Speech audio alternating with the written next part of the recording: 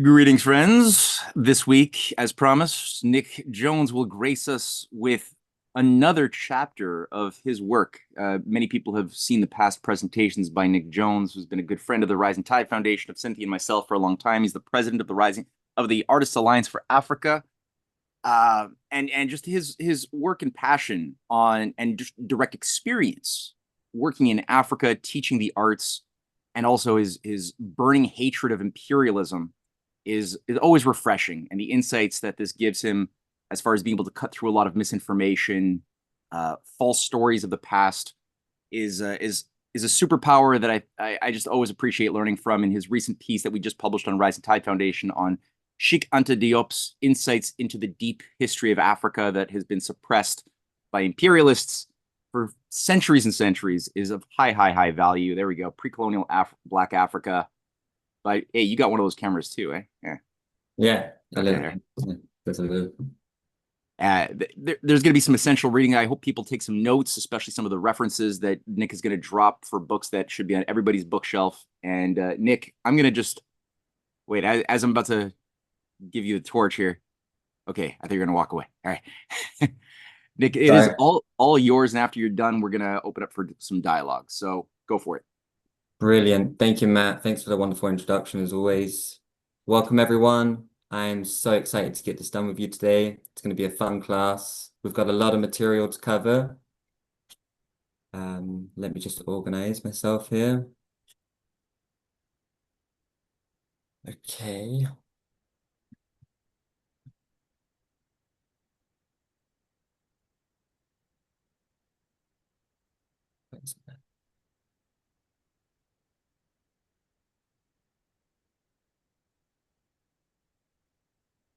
Okay. This class is called From the Ghana Empire or the Mali Empire to the Alliance of Sahel States, foreseen by Sheikh Anta Diop. This is going to talk about the West African empires first, as the pre-colonial civilizations that existed before the dark hole, or we could say a dark age that happened in Africa for around 300 years, the colonial and the neo-colonial period that still continues, marginally at least, not fully, it's not able to. So we're going to draw a line or a bridge, like a rainbow, between the old and the new, between the ancient and the modern. And yeah, let's get started. So the three African empires that we're going to be talking about, maybe some of you already know them. They are Ghana, the Ghana Empire, which was the longest one. It's like the foundation for the civilization. It lasted about 900 years. And then it goes into Mali, the Mali Empire, which was a larger empire that spanned across greater area and had a greater governance structure, more formulated. And then the Songhai, which is like the cream, like the real beauty comes about then, the arts, the culture, the trade, the merchandise which is coming out of the countries. Yeah, very high level stuff. And then of course after that there is a period of division that we're going to talk about today. So the Gold Road of the Sahel from the period of 300 to 1591.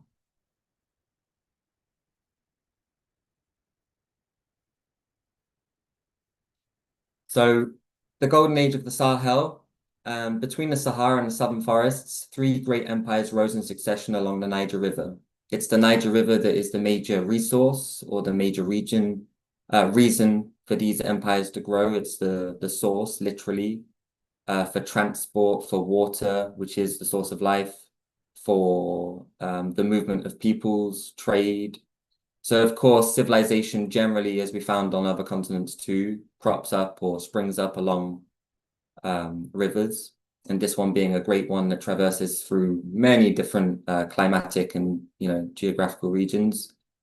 But in that region, they were very rich with salt in the north, in the Sahel region, where the savanna meets the desert. And because of the geology there is an enormous amount of salt in places like Tegeta, which is up in the north of Mali today. And there's a lot of gold being traded from the southern region. So Ghana, which the British actually named as the Gold Coast for that reason, sorry. Um, yeah, so that was the trade, and it was 1 for 1 for every load of salt that came into the Ghana Empire. One coin of gold was given as a custom for everybody trading, and for all gold that went out of the region and other things, 2 coins of gold were given. And during this time, just to give a kind of macro level of the numbers we're talking about in terms of trade, there were over 12,000 camels. And like that's just in one of the largest caravans that transported across that region from the west of the Sahara and the Sahel region over to Sudan and into the what we call the Middle Eastern or the Southwest Asian region today. And we're going to talk about that more, the different kings that did that. Hajj, El Hajj, like the pilgrimage, as we call it in English. Um, as they were Islamized, this became a very important transport, not just for religion or spiritual reasons, but also for trade, economics, and all these things. And the movement of technology too, the transfer of different ideas and knowledge is extremely important for civilizational growth. So those camel caravans linked the gold fields of the south with the salt mines and the markets of North Africa because, of course, the Berbers and the Arabs were brilliant at trading. That's one of the major things that they did back in those days. And still today, when you go to that region of the world, you'll be amazed by the markets and the scale of products on offer. And whoever controlled those routes, as I just spoke about, the customs and the taxes that were used on the border of the Ghana Empire, that already set up a strong border that could be financed, and security was a big part of that. And we're going to talk about that in the next slide. So there was taxation, there was custom, there was already these things in place on the border, and that is what gives also the financing for all of the internal development and to make sure that all the resources are protected and being traded responsibly. And the kings were, of course, the sovereign over all of that activity. But there were also what we call kois. That were like taxmen or like kind of guardians over the levies and stuff in each of the outward regions. And a lot of them even had autonomous rule. They always conversed and transferred information with the king. But in terms of governance and in the daily lives of what people did and how they ran their lives, there was an extreme, an enormous amount of autonomy allowed, and that allowed for that unity to continue for a long time. So Ghana actually lasts from the year 300 AD to 1200. It's the first of the great gold empires. And here you see a rough map outlined, and you've got the great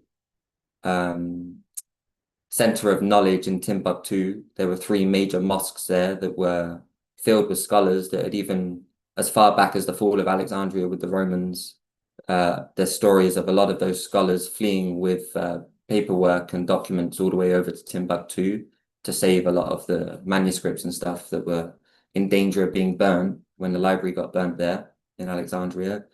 So that's just one story of such transfer of knowledge. But there were others, of course, natural ones, not chaotic ones, but also just natural transfer all the time between the Islamic world because it spanned across an enormous region when the Umayyad and Abbasid caliphates ruled, and all the way from Andalusia, which is Spain, to the like regions of Mesopotamia, Iraq, all of these places today.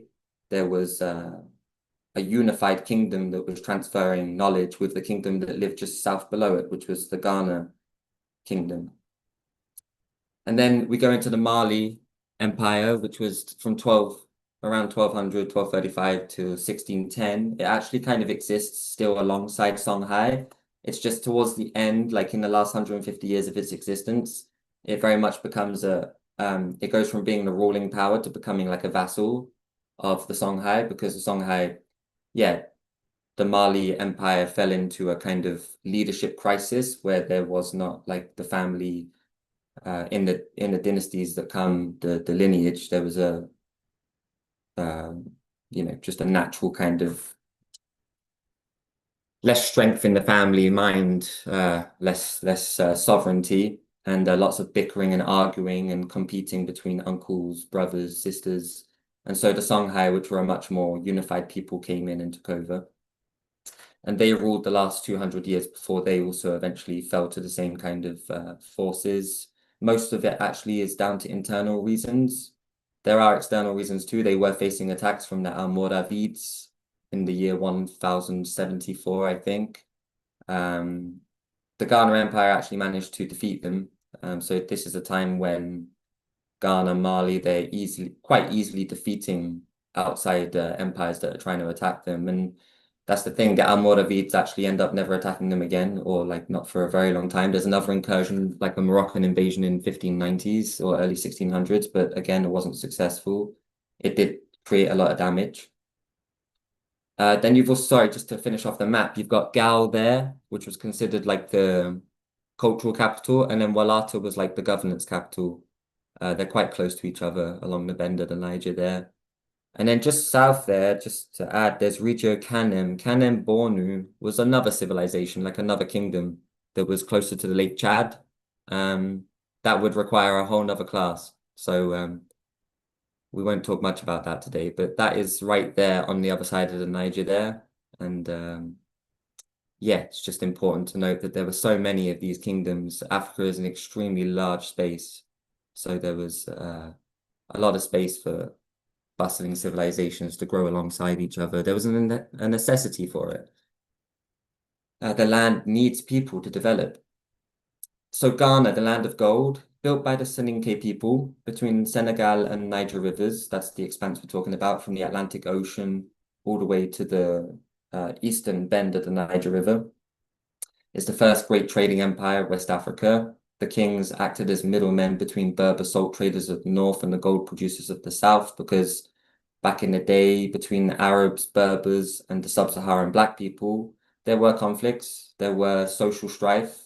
But it's important to note that during this time, the black king sitting in Kumbe Saleh, the bustling trade city, the capital, he ruled over all of those different peoples, different ethnicities, different tribes, different religions even. And that's why there was no conflict. There was a universal king, a sovereign king who, with autonomy given to the Berbers and to the people in these different vassalized regions, but they still answered to the king, and all conflicts were solved by the king. And that's the level of unity you had back in that day. And it is important to note because at the same time in Europe, we had a completely, like a very divided continent that's living through a kind of dark age where you have a lot of barbarians attacking the center, or the west of Europe is being attacked heavily.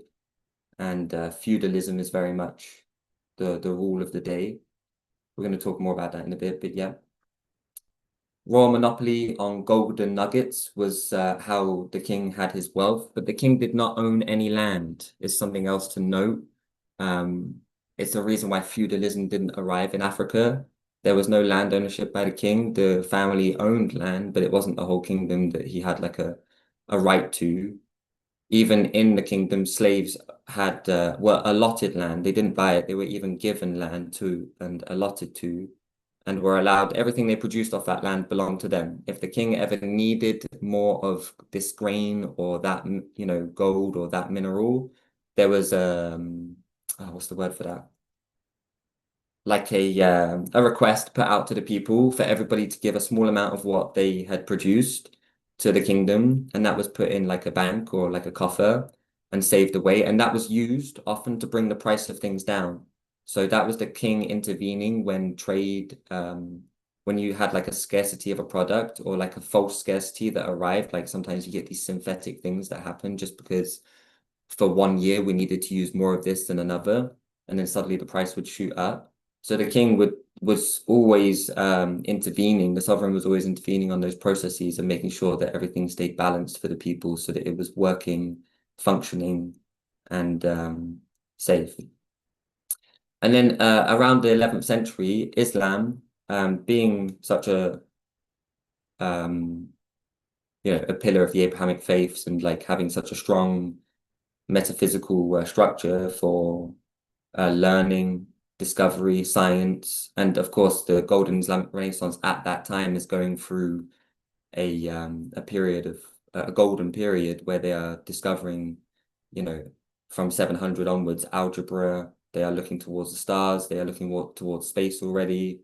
They are looking at geology, minerals, um, social development, infrastructure, aqueducts, things like this. A lot of what we discovered or like went on to rediscover and even improve upon was delivered from the Islamic Golden Renaissance. Even the works of Plato and Dante and people like this, Dante especially, it's said that he was actually from a child better speaking Arabic than he was speaking Latin.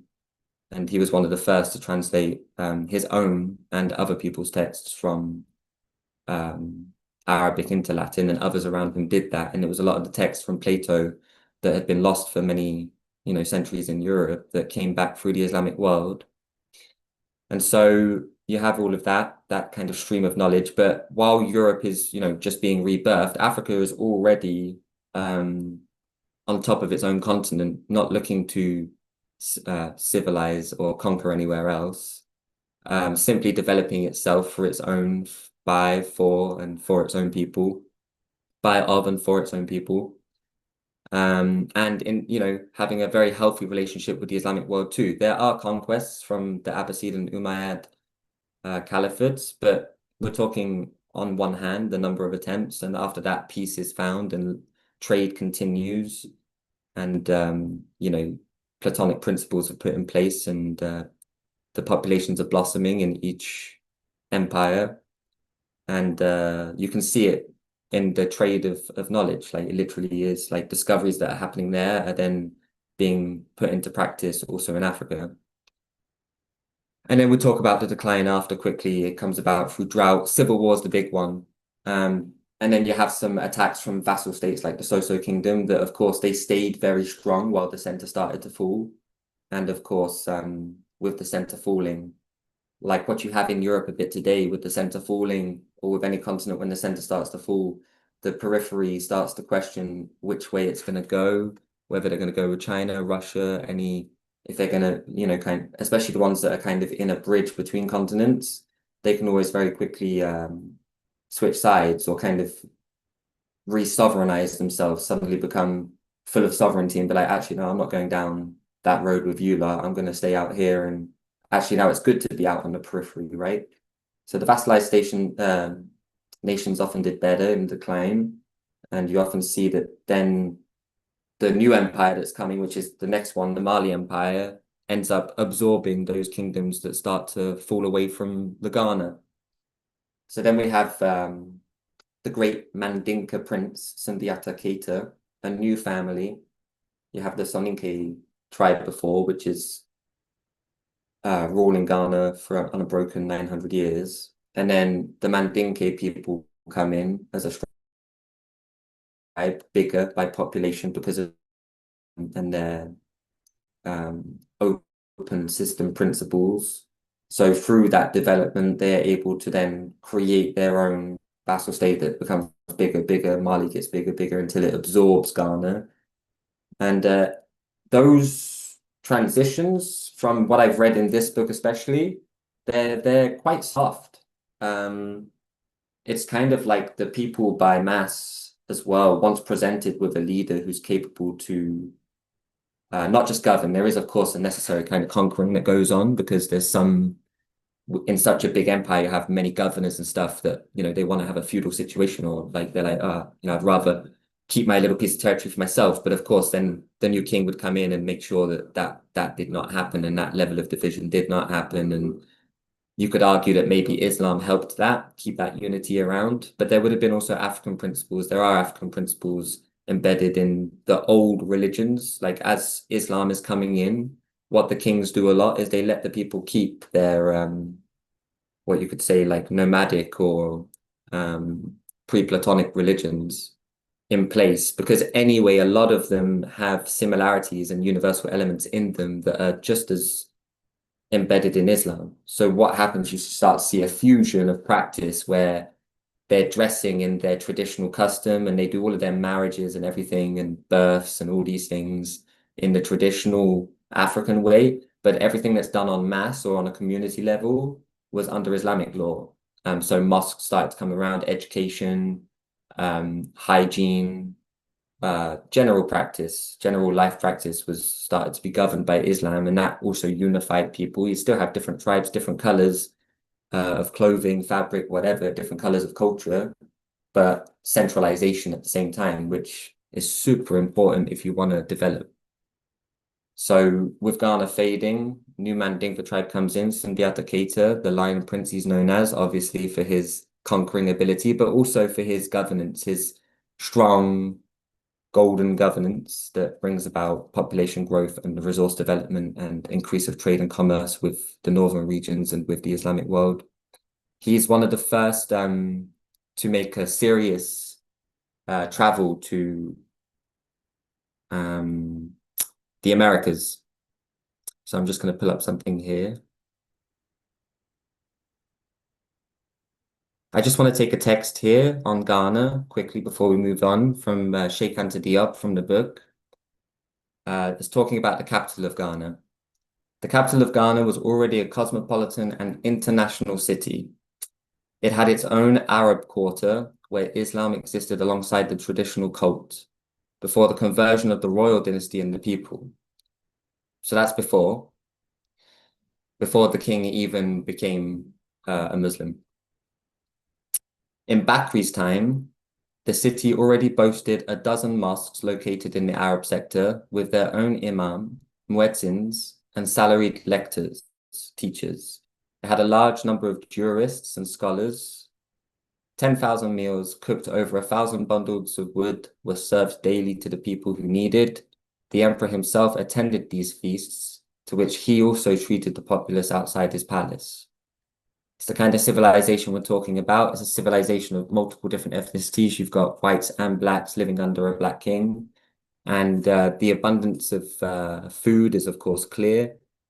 But I love that it starts off, there's a cosmopolitan, so very nice standard of living with lots of merchandise and access to worldly goods alongside being an international city. So you're not just walking around with black people, sub-Saharan black people everywhere. There are Arabs, Berbers, black, Andalusians. I mean, the writers that Sheikh Anta Diop is taking from, interestingly, I've based it off of al-Bakri, who's from Spain. He's actually from Huelva, which is in the Andalusian region, close to Granada, where the Abbasid built the great palace there, Alhambra, which I visited. I also took from the Tunisian historian Ibn Khaldun, and we also have Abdurrahman al-Saidi and Mahmoud al-Kati. These are also the writers that Sheikh is using for compiling his history of West Africa. So moving forward, we're going to move forward. I just wanted to mention the capital of Kumbi Saleh also at the time, it had around 50 to 75,000 people living in it. That's a very large number for around 750 AD, 800 AD. And at the same time, London, which we all know in England, had around 10 to 15,000 people and very, very spread out and dispersed. Not London wasn't so centralized at the time. Of course, people mostly living along the Thames River, but not a whole load of governance and still living under a very feudal and dysfunctional political system. I did write something in my article about Charlemagne, but I'm going to leave that out for today as we don't have so much time. But anybody who wants to read more on this, refer to the article, please. It's if I don't mind saying so, it's full of fun facts and fun comparisons too. Just playing with time and the transitions that we make and the journey through time that we're all making on a civilizational stretch. Things get distorted often, so it's important to refer back to universal history for a macro level view of the processes that need to be kind of gone through to arrive at new levels, at new higher places, physical places where we're going to discover more science and technology to change the physical domain. So moving on to the Mali Empire, that we've already spoken a bit about. Of course, the governance structure improves. Um, I want to note something right now from my article. Mali was similar to its former empire in many ways. The governance structure is very similar, but the political organization, something that unites or joins sub-Saharan Africa to ancient Egypt, is a lot of the political organization comes from or is very similar to what is known as the Pharaonic nomes, which is like a legal passage or a set of laws. And it was used for the political organization of the general cosmopolitan aspects of its cities and people. Foreigners were welcomed from any part of the world, given that their intentions carried humanist tendencies. Arab and Andalusian quarters were even presented for them, like made for them. And in those quarters, you would find a variety of languages being spoken at any given time. When you were in the markets, you could hear, 8 to 10 languages being spoken at the same time, and people were generally fluent in all, 5 or 6 of them, which was enough to like kind of kind of cross compare like what you're saying, cross context or cross section it. So yeah. The emperor at the time, I'm sure many people here have heard also, um, Mansa Musa is a great empire, a great king who comes around after Sundiata Keita. And he's like the peak of the Mali Empire. So we're going to go on to the next slide. And he has so much wealth. He's considered, it's a little bit of a legend, but he is considered nowadays as, if not one of, if not the richest, one of the richest individuals in all of human history based on the time he was living in. Um, Surrounded by gold, given the region's abundance in the metal. So yeah, it really reaches height under him. In 1324, he made a legendary pilgrimage to Mecca. That was the first one he did. So he went eastwards towards where the knowledge and Islam was coming from. And he wanted to make that journey, of course, for spiritual reasons, but also he had the intention to spread his wealth. It's said that when he went to Egypt, the sheer amount of gold that they carried with them actually devalued the Egyptian currency by so much that it plunged Egypt into kind of economic crisis after he left and went on to Mecca. Now, on the way back, there is evidence to suggest that he corrected the wrong because, of course, it was unintentional. Um, and he put gold into the system and left plenty of wealth behind so that things were balanced out in some sort of way. And he bought a lot of goods and did his part as king. But yes, that's the story of his first major pilgrimage, and it's definitely something that someone could make a movie about nowadays. It would be great to see that. I would definitely be there. So it's said that 60,000 people are said to have traveled in that caravan, over 12,000 camels. I read around 3,000 donkeys and horses, many of which did not make it sometimes because the terrain was not ideal for hooves. Of course, camels were the major form of transport back in that day. We did not have trains and cars or any such thing there. Ships, of course, were only just coming into being, especially on a major, like large scale. We do have reports of Africans already building ships, though. This is the second part of Mansa Musa's story because he made another pilgrimage to the Americas. And there is a wonderful article that I'm just going to scroll to now. That was written by a professor called Mohammed Hamidullah. And the article is called Muslim Discovery of America Before Columbus. And it was written in 1968 for the Journal of the Muslim Students Association of the United States and Canada. It can be found on the internet. Just going to read you a section from there. So this is a report that he found. And it says this: in the north of Mali, there live white Berbers under their ruler. Their tribes are Antasar, Yantararas, Medusa, and Lemtuna. I asked their ruler, Sultan Musa ibn Hamir Ajib, how had you become ruler? He replied, we belong to a family where the son succeeds the father in power. The ruler who preceded me did not believe that it was impossible to reach the extremity of the ocean that encircles the earth, meaning the Atlantic, and wanted to reach that end and obstinately persisted in the design. So he equipped 200 boats full of men, as many others full of gold, water, and victuals sufficient enough for several years. He ordered the chief admiral not to return until they had reached the extremity of the ocean, or if they had exhausted the provisions and the water. And so they set out. Their absence extended over a long period, and at last only one boat returned. On questioning, the captain said, "Prince, we have navigated for a long time, until we saw in the midst of the ocean as if a big river was flowing violently. My boat was the last one, others were ahead of me.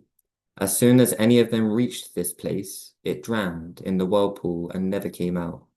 I sailed backwards to escape this current, but the Sultan would not believe him. He ordered 2,000 boats to be equipped for him and for his men, and 1,000 more for water and victuals. Then he conferred on me the regency during his absence, and departed with his men on the ocean trip, never to return nor to give a sign of life." The writer, Muhammad Hamidullah, explains a possible explanation of this behavior. Apparently, the ruler probably did not want the news of the discovery of America to reach his rivals. So he caused the captain to tell discouraging things in public, lies, and the real facts were kept private. For this reason, he prepared a military expedition of several thousand men once he knew that land was there, that land could be reached, and most probably settled in a place he captured. The river in the ocean that the captain spoke about, where the boat sank, may have been the Amazon. In this case, the black soldiers and some of the white Berbers that were on the ship in the first and the second expedition must be the ancestors of the black population which Columbus encountered in his voyage and recorded in his journal. He says when he arrived in the Americas, he saw there tribes of black skin and of red skin fighting with each other. Most probably they were the Berbers who had reached Brazil some few hundred years before, from the nearest point of West Africa. Another significant fact is what the son of Christopher Columbus records. He says that his father learned in Genoa from Muslim shipmen that visited that place that it was possible to reach India by sailing west of the European continent as by sailing eastwards. Philologists have discovered in Red Indian languages words of Arabic origin from pre-Columbian days. Columbus found on the coast of Cuba dogs that do not bark. That dog is a West African race of dogs. So that at the end gives quite a few different examples of, traces of African arrival in the Americas before European arrival. The dogs being, I like that one at the end. Columbus found that in Cuba dogs that do not bark, and the only place they exist is in West Africa. So that's quite a decent bit of empirical data to follow. But you also have words of Arabic origin. You have genealogy as well. Lots of things. Let's talk about Timbuktu. You also have this central center of learning, Timbuktu and the word. Under Mali and Songhai, one of the big reasons for the unity and the continuance of these empires was the knowledge and the literacy. Most people by 1050, 1100 AD were relatively literate, like we spoke about before. Many languages were being spoken at least. So spoken word was there. Reading, of course, would have been like less accessible, but still many were being educated. There were many students traveling around. You've got all of these scholars that I spoke about before, these writers. Of course, these writers, I've checked out their families. They're not royal families. They're middle class. They're like high level tradesmen. So it's not much like Christopher Columbus's family as well. They're a trades family, I believe, from Genoa mostly. So yeah, they had money and their kids all got a decent education, and that also led to the Renaissance because you've got all these subjects being opened up. So you've got these three major mosques, the Jin Guereba, the Sankore, and the Sidi Yahya. They were anchors of the city. All things that were happening in that city were because of those mosques. You've got processions, rituals, prayer. Then you've got education happening in the morning till the afternoon.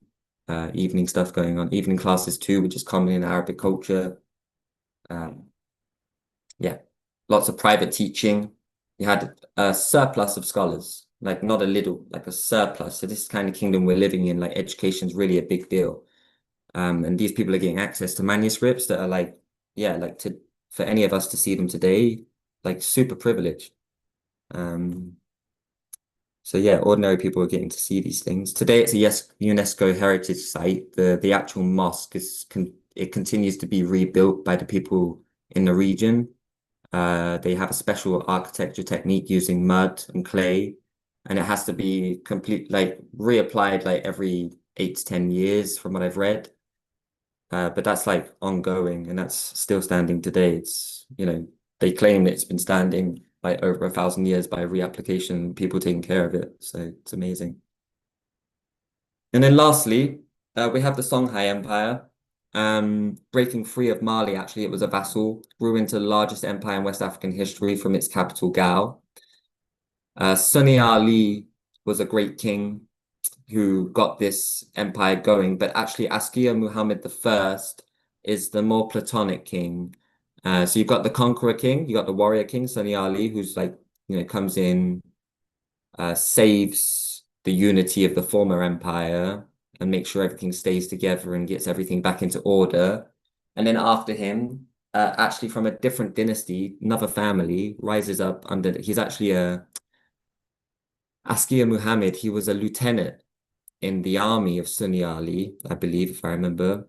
And he rises up, much like Ibrahim Traore today, he rises up through his colleagues and a relationship that he has with fellow military members by his significant ability to lead in war and have a calm demeanor and have an intelligent resolution for big crises moments. So those character skills lead generally also, especially in crisis moments, lead to elevation of that character to a position of power because the people need that leader to get out of the crisis. There's your kind of paradox. So he organized a professional army, but that professional army was not centralized. He was effective in the way that he gave even more autonomy to the provinces. And he actually kind of bordered the provinces and gave each province a koi, like a viceroy that collected tax, but also the military would have been organized by the local people. So there would have been a general put in place who of course, had a relationship to the center and would have been like the best guy for the job. But they were able to organize strategically without having to send messages back to the center because, of course, that would take too long when you're dealing with a very real conflict on your border. It just takes too long to get back. But where he was also brilliant is he didn't stay in the center all the time. He often moved around between three cities. Um, and along the river, it was quite easy to move. The river did make it easier for transport. And he would often be checking across the kingdom, back and forth, back and forth. It was kind of systemic, much like Charlemagne did the same thing.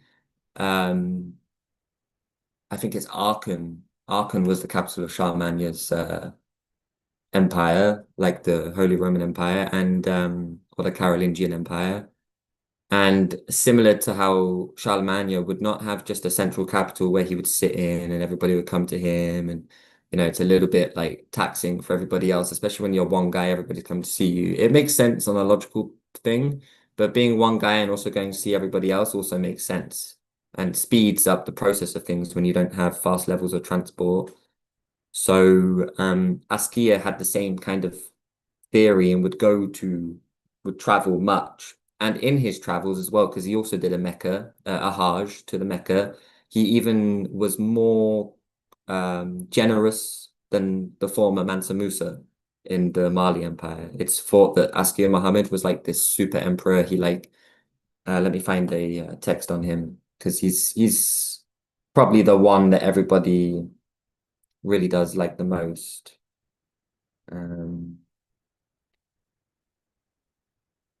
So yeah, the Khoi is called a Timbuktu Khoi is a administrative ruler, just to add, kind of like a technocrat in our world today, but a humanist one, or at least governed by a humanist ruler who would always check that he was administering funds properly.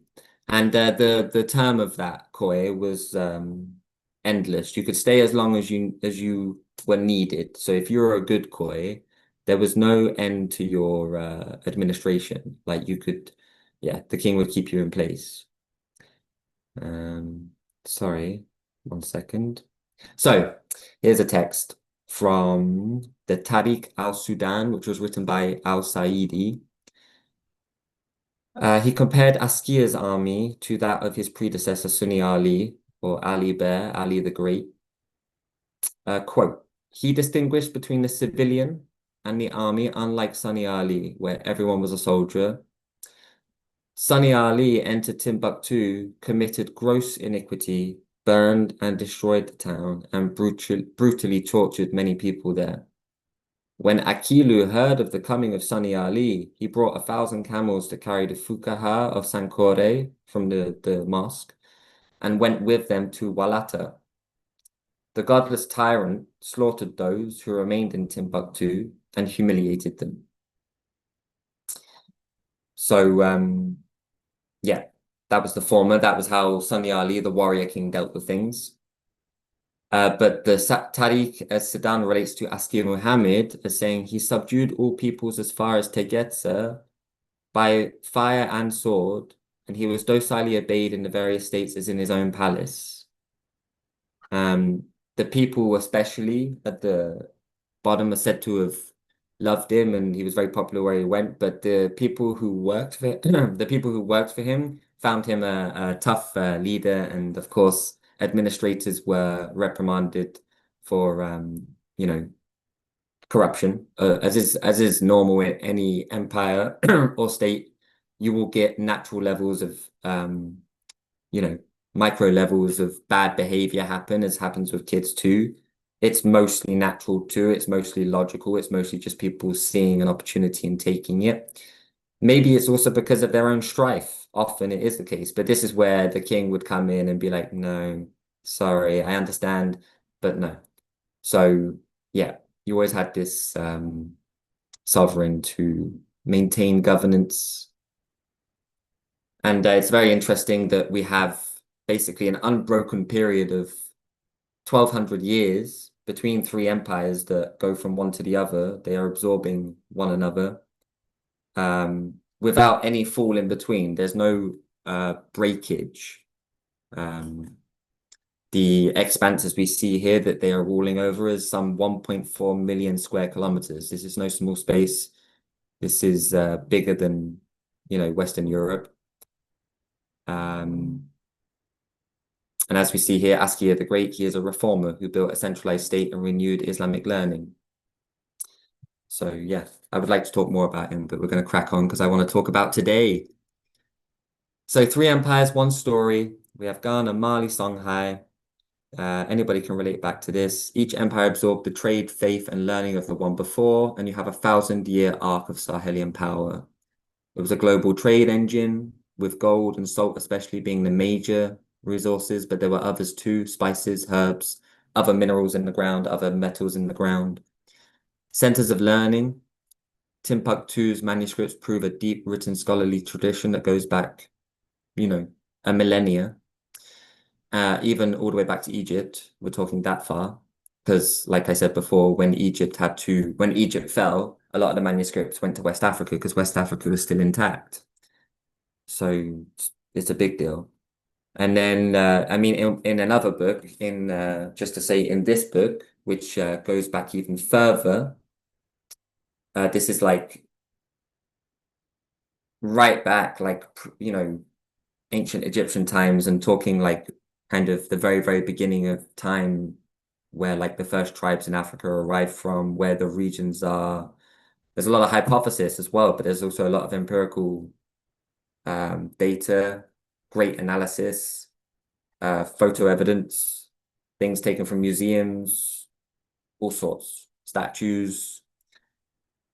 And basically all the time drawing a very strong bridge and connection between ancient Egypt, which was at one period for its longest period, actually ruled by black pharaohs, as is documented in hieroglyphic writings and in historical manuscripts that were written by writers and travelers, like we spoke about before, and also through art, like artwork that was done in the time depicts the people living in Egypt at the time as Black, Nubians, like from Sudan. And that's where we can see today in the Western entertainment and also in intelligentsia, there has been, I don't like using the word because it kind of falls into liberal category, but some whitewashing has, seriously been done, not silly amounts, serious whitewashing has been done to make it look like that Europe has civilized Africa rather than the other way around. And I would like to say that it is the other way around. And it wasn't just Africa civilizing Andalusia and all these southern places. It was also the Arabic world in conjunction with Africa. So it's interesting that they had conflicts, as we spoke about before, but they weren't trying to conquer the other. And they weren't trying to conquer Europe either. I mean, the Arabs, they did have their, we have the Crusade and all of this, but we know this is not a natural part of history. It should, there are things that happened. But in the golden period of the Islamic Renaissance, there was a peace between Charlemagne and Al-Rashid. And there's a wonderful painting that Matt shared the other day in my article, kind of describing the events of when they met and made that peace. It's called like a piece of face that had been outlined by Nicholas Acusa some years before. No, some years after. Sorry, he did that. And Well, the piece some of years face, before the painting was done. right? Yeah. So the painting was done to remember the historical fact or the event, and then it's a rebirth of history. And Westphalian principles came out of Charlemagne's Europe too, as a kind of reintroduction.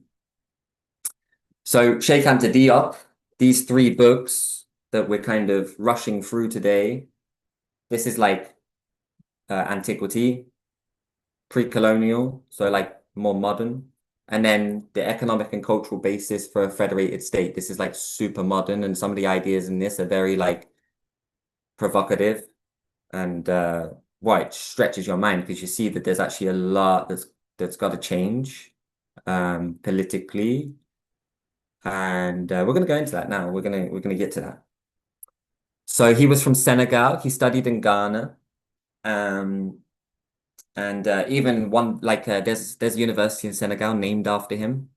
He is such a historical figure and is I think gonna have a big moment now in history, like in this current history right now. Is going to be needed a lot by a lot of African youth to lead their mind.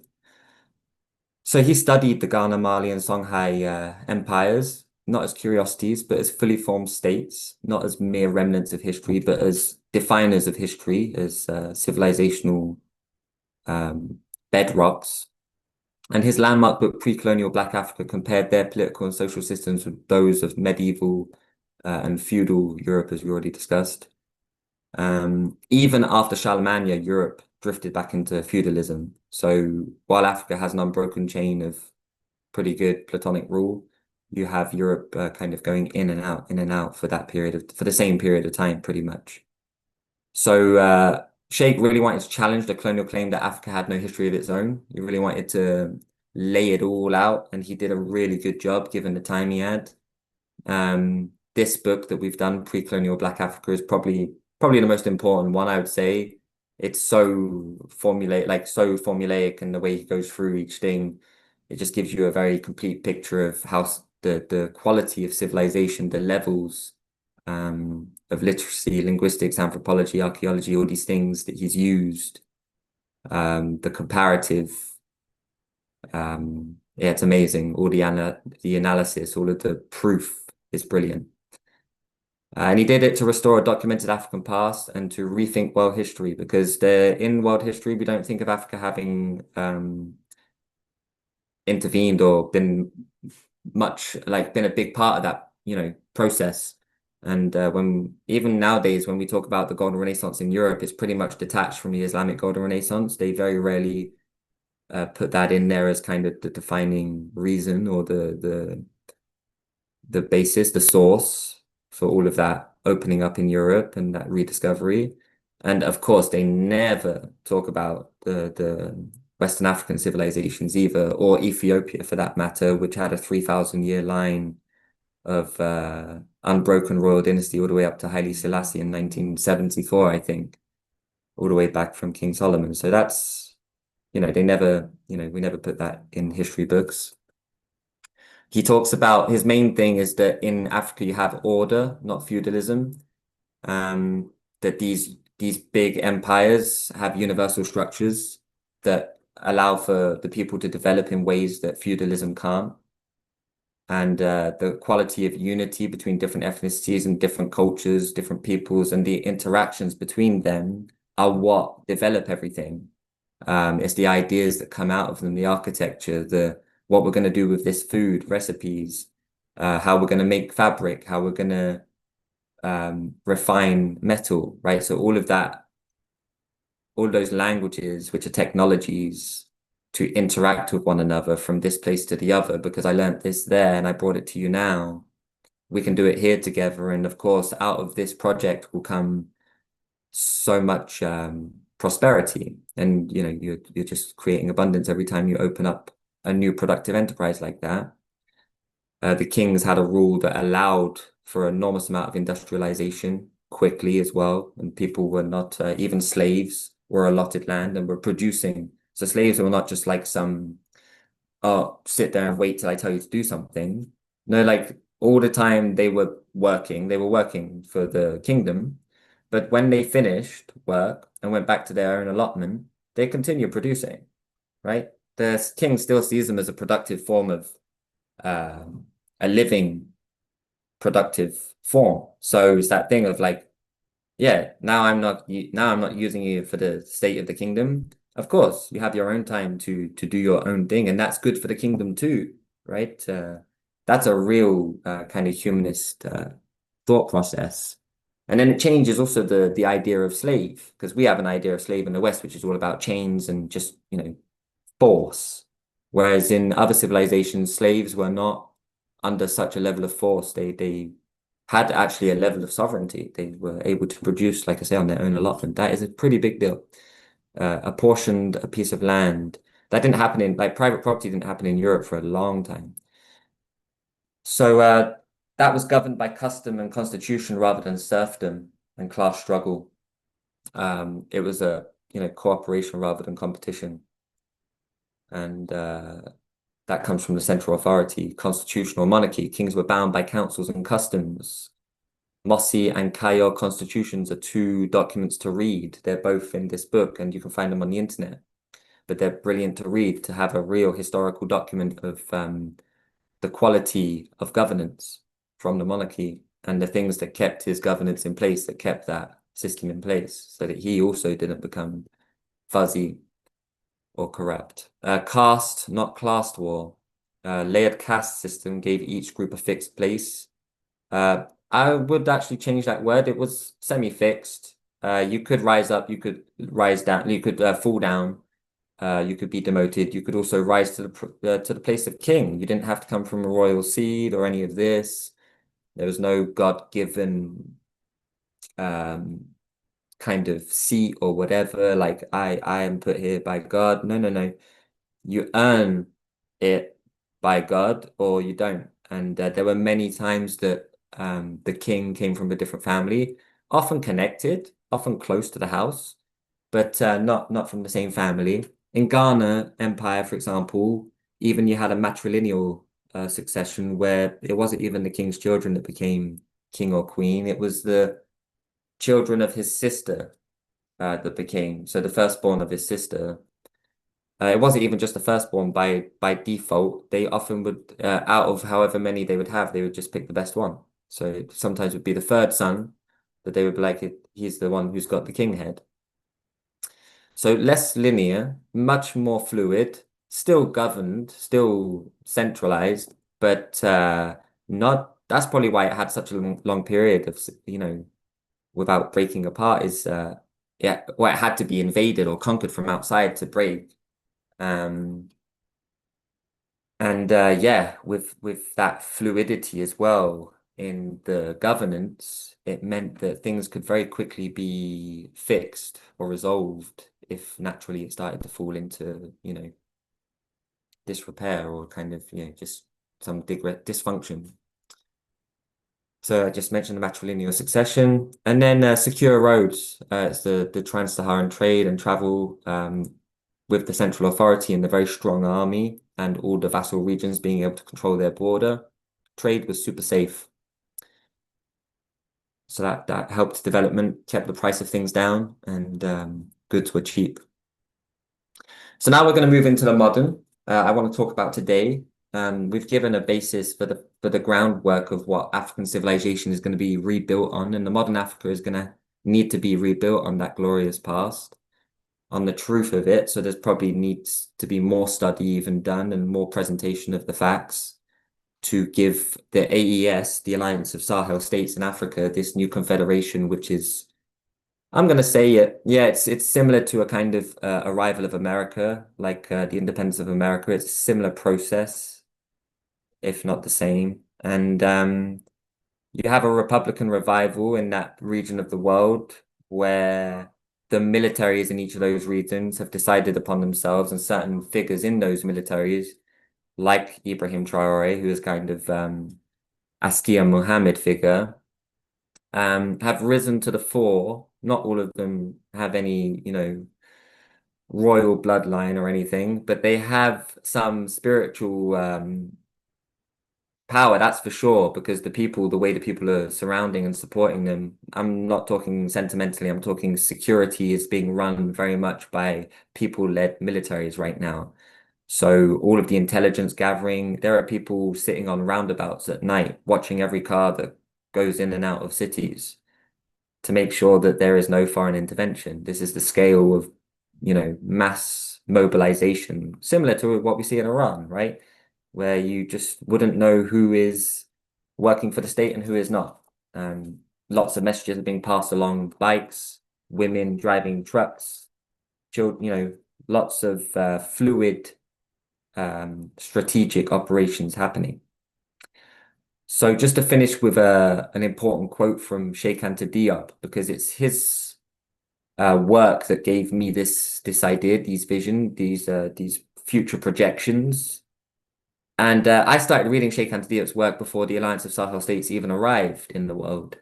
So when it did arrive, I was like, oh, it's happening. I've already read about it. And it really felt like that, like everything that I keep reading as well. It's things always start quickly, like geysers always explode quickly. When natural law releases something, like it often happens quite chaotically, but also like the order comes in quickly, and we're seeing this now with the AES. So the quote is the kind of quote that foresaw it all is, and I have this in the article too. The historical mission of West Africa, to a large extent, consists in taking advantage of the facilities history has given it, to lose no time in becoming a powerful federated state, capable of freeing the rest of the continent by force, if need be, rather than continuing indefinitely in weakness, divisiveness, and with the declamatory promises of opportunistic patriots. I mean, I don't think we need too much time to understand the quote. It's extremely dense. He's good at this, like Lyndon LaRouche was, very good at packing everything into one paragraph. And that sums it up. That quote right there for me sums up everything that is about to happen. So we have the facilities of history, the Ghana, Mali, and Songhai empires with their real Kayor and Mossi constitutions, courts, and administrations. It's the real civilization that all of this is based off. And they've just got to know it. And you've got the documented past that can now be preserved in museums, and those will need to be built in Africa to make sure that that story is told properly and that people are educated in Africa at least, and hopefully one day in Russia, China, and other places too. I'm sure they already are being, that the syllabus is changed to some degree, that we learn more proper history about what happened in the periods of 300 to 1650. His work reshaped African studies and Pan-African thought worldwide. So he was in the 80s Sheikh. At the same time as Thomas Sankara, who's on the right here in my next slide. So we are now going to talk about the new West African bloc that is the Alliance of Sahel States, and we're going from empire to alliance. I left out the middle period, the transatlantic slave trade period on purpose. It's gnarly. I'm going to write about it in the second part of my article. It's going to mostly be around the economics of losing, 10 million men and women and children out of a region. I will stay away mostly from the political. For me, the big thing is the economics. When you take so many people out of a region, of course, you are going to have a destabilization effect, mostly with speed of development, and that leads to scarcity, less production, the agrarian. I can see, I studied that. That's what I'm going to be relating everything to, production, basically, and the drops in the levels of production when those people are taken off the continent lead to the division and the downfall and the dark period that Africa had. And then by 1896, the scramble for Africa, it was quite easy when you've already defeated the strategic, the military, the economic, and then the last part, the cultural. By that point, most of the glorious history had been forgotten with the use of just Western thought techniques like teaching them our languages, forcing them to speak our languages, taking away their language, then putting in our syllabus systems, teaching them our history. Da, da, da, da. So that already started back then. And the 1900s was like the time where we really carved up the world with two world wars and all of that, as we all know. And Africa was a very big part of that because we needed the resources to do it beforehand. So that's my 2 cents on that for now. That's going to be further laid out in part two of my first article. Um, Centuries after the Songhai fell, three of the lands it once spanned have bound themselves together again. Mali, Burkina Faso, and Niger have formed this new alliance. It was first just a mutual defense pact, then it became a confederation, and they have now declared the goal of federating into a single sovereign state one day. There's the timeline for the events. September 23, July 24. And we're going to talk about what's been happening since, because 25 was a big year, but 26 is an even bigger year. We'll just talk about some of the basic stats. It's a young bloc. It's in the same corridor as the former empires.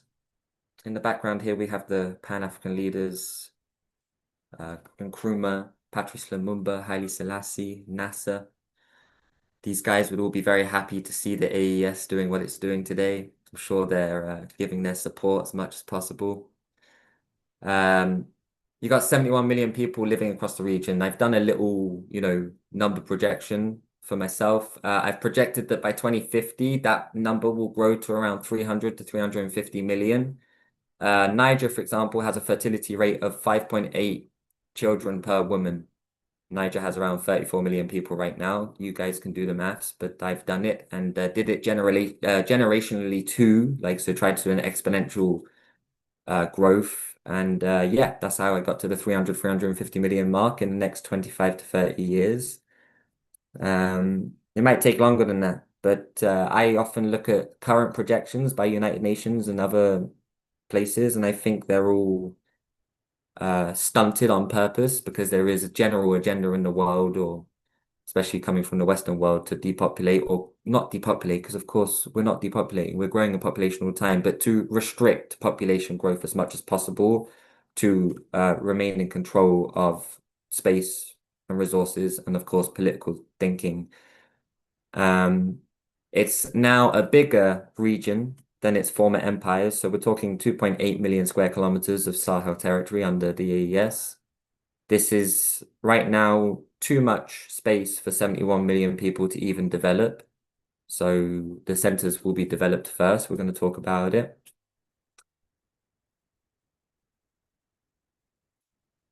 The alliance is necessary because of political sovereignty first and self-reliance after. As we all know, France has dominated the region for a long time. And now the AES, at the beginning, they already asked France and America to leave and to pull their military bases out. We've already done classes on that. That's all happened. And now that's all happened and we have the sovereignty, at least strategic on the military level, their sovereignty back. Now they're in the process of receiving attacks. So I don't know if anybody heard, but recently, just in April, there was a 15,000 strong terrorist force that attacked Mali and actually assassinated the defense minister, Sadio Kamara.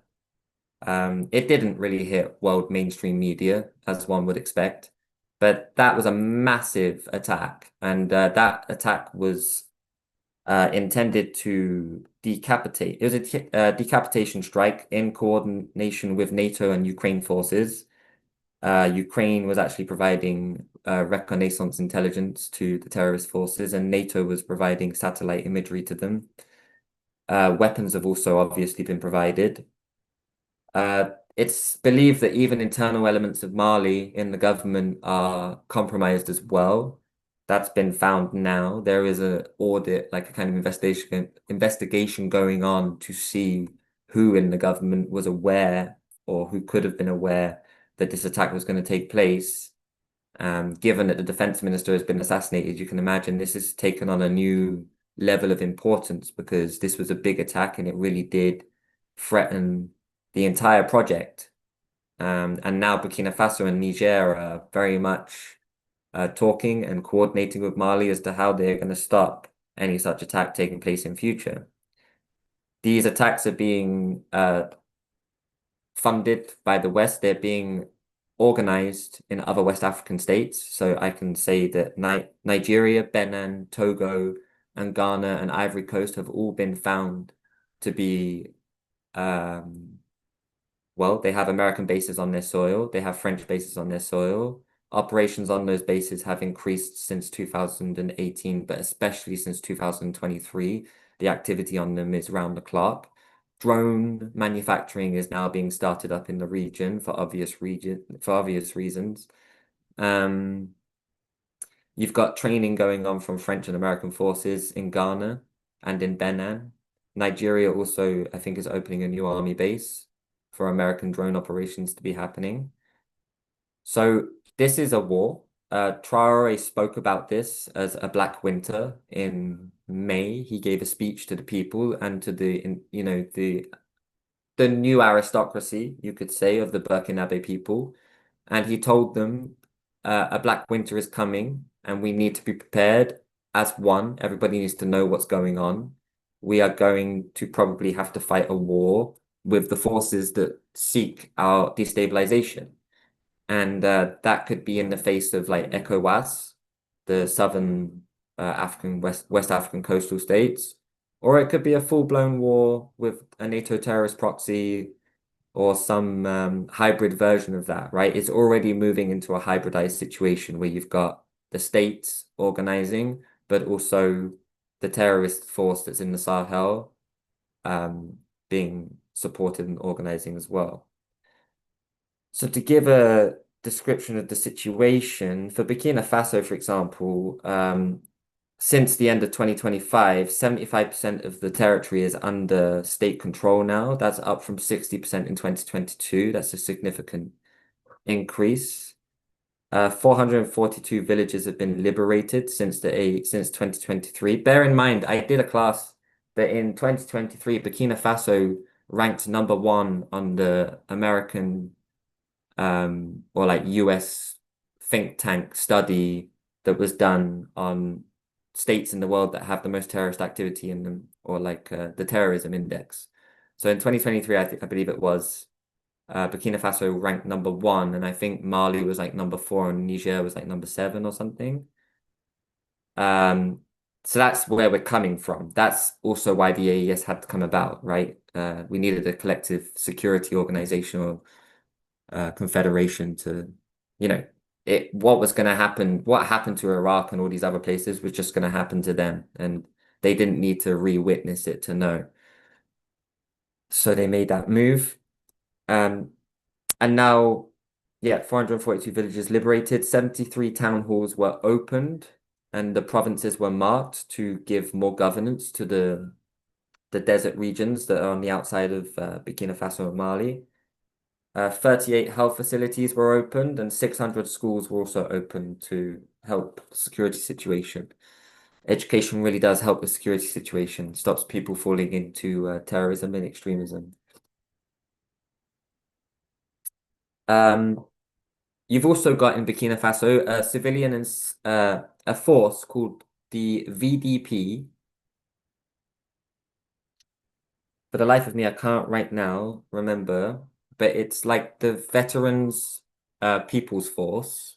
It's a mixture of former security forces and civilians, and it's about well, it's tens of thousands big. It's a very large force by now. About 50,000, I think, or maybe even large. It's growing all the time. It's like similar to what Iran has with their civilian forces. They're not all the time in training or whatever, but they're just generally they have a program and they're collecting different forms of intelligence whenever they can. They're also doing transport, logistics, things like this. Um, so that's been brilliant. That's really helped. They're also even doing things like infrastructure. They're building roads sometimes. They're being used as a general state um, civilian organizational force to do economics, military, and social development. Because of course, it's really bringing social cohesion, doing all these things together. There's a lot of trust building between different tribes. There's a lot of talking between the elders. And people are getting to know each other better because there's this constant community activity happening every day where they're watching and checking on their state of affairs. Life, sorry, I want to say, yeah, also 1.2 million people have been returned to their homes since 2023 and the original displacement of the terrorist invasion. Another thing that Traore has been doing is a prisoner rehabilitation initiative. In times of crisis, you do get a lot of people fall into that thing of like, oh, I'm going to commit some crime because everything's falling to rubbish anyway. So, as there were a lot of towns that were being taken over by terrorists and then crimes would be committed by ordinary people, and then when the government comes and takes and liberates that town, the crime's still been committed, right? You can't rewind time. So then he's like, it's a bit complex because if we apply the law to them directly, like it's going to be rough. A lot of people are going to, be in the pit, so to speak. So he did a rehabilitation initiative, which is actually even redrawing some of the legal system. He wanted a more human face to detention. So prisons are being upgraded and made much more bright, open spaces, light in the rooms, and just better quality, better, proper toilet, showers, hygiene, all these things. But also social reintegration projects through agriculture, infrastructure development. This is what Roosevelt did, by the way.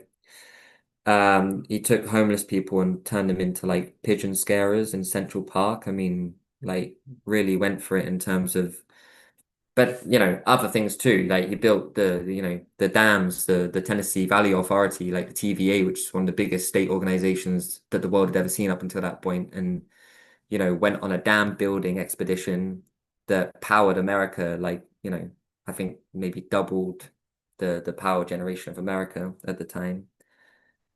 Got most of America out of poverty too. There's also a process of collective responsibility where the government is taking responsibility for some of the crimes. That's kind of where they're changing the legal code. And then a national healing thing where they do a lot of community activity, which is like when criminals are being brought back into community, of course, there's people who don't want them to come back in. So you have to do reconciliation for that. But that's what happens in security crises.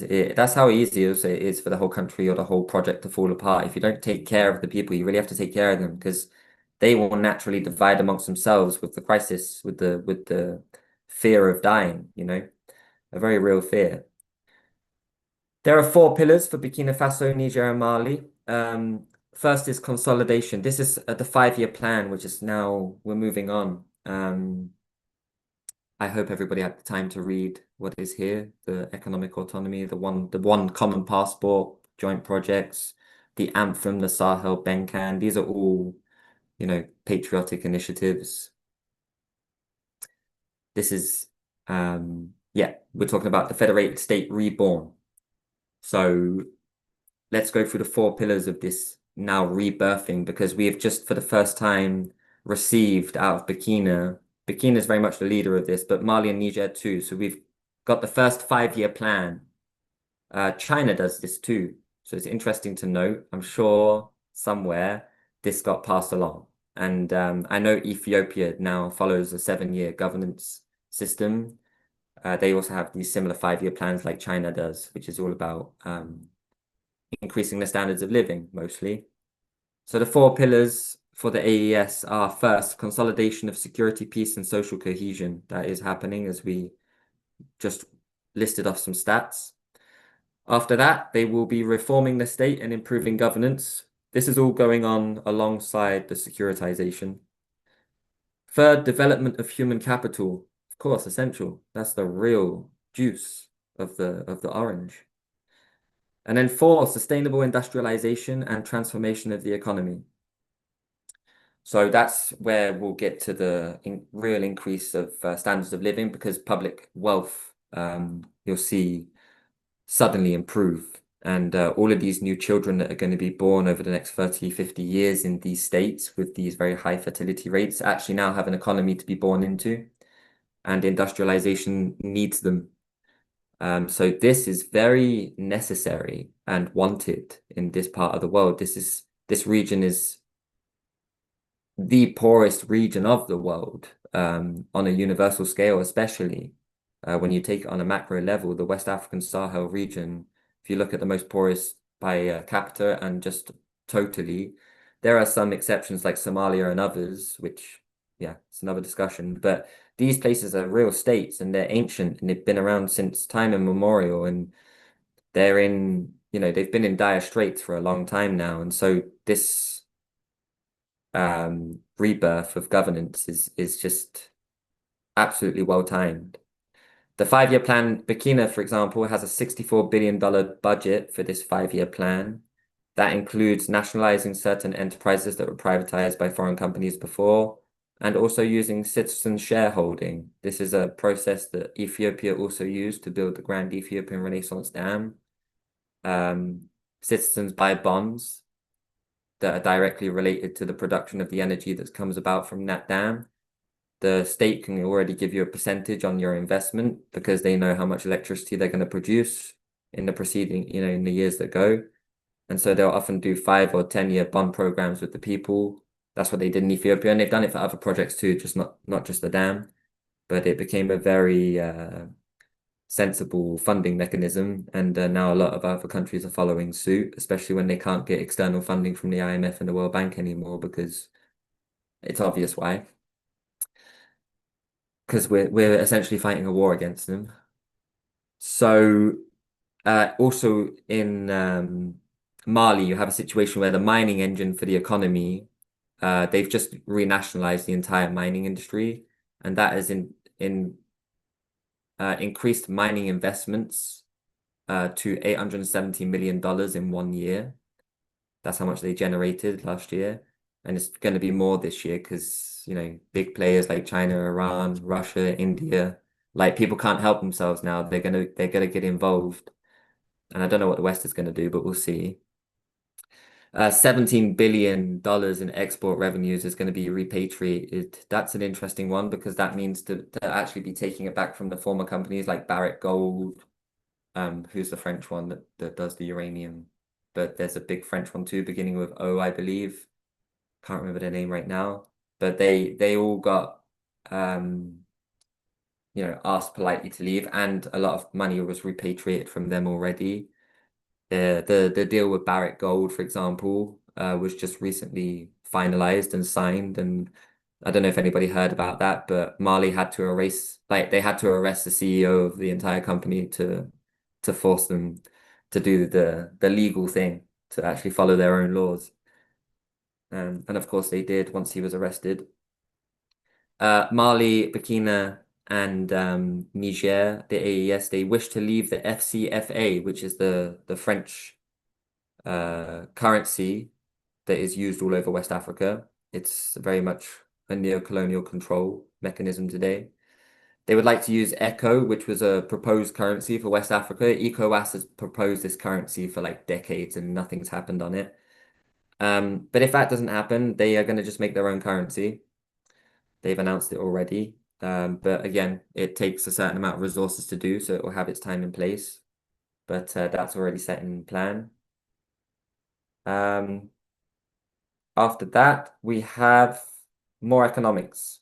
So Burkina Faso right now, they've just signed a deal with Russia to get a new communication satellite up into space. They're hoping to do that in 2028, I believe. Two new small data centers have just been built in Ouagadougou, in the capital of Burkina Faso, and a new state-of-the-art major data center has just been built and finished on the 1st of February 2026 in Mali. It's called the National Data Center. Those data centers are going to be used for intelligence gathering. It's going to be very helpful in their fight against terrorism. Russia's going to be helping them with the technical stuff, China too, of course. Niger just signed a big deal with China for two big oil. One is a pipeline and the other one's a refinery or like a development. So you've got Dinga Deep and Atolo Yugu. These are places where they're going to be developing the two oil infrastructure.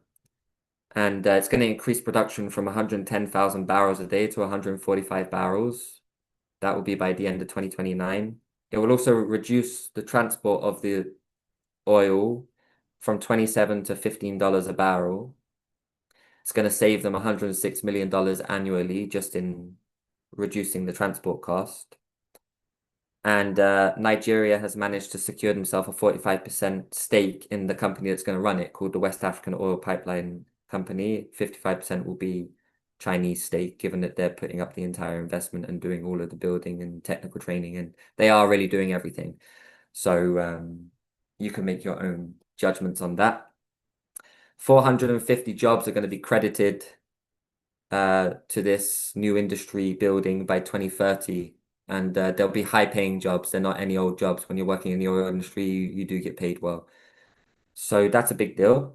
Niger also just opened a new transport company, which is state-backed, and they will be also building out all of the transport infrastructure for the country, and it will all be nationalized. This is good news. They just built 400 houses that are 84% complete. All the mains, electricity, water's been done too. Those are for state workers. 1,000's being done also by the end of the year. New rent control measures are being put in place to keep rent down for civilians. We have a new AES joint force of special forces. It's going to be 15,000 soldiers big now, up from 5,000. What else?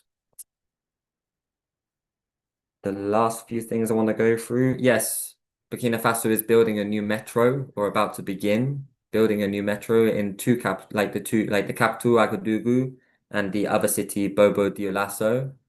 They're also building a 340-kilometer highway between those two major cities right now. There's videos on YouTube you can go and watch.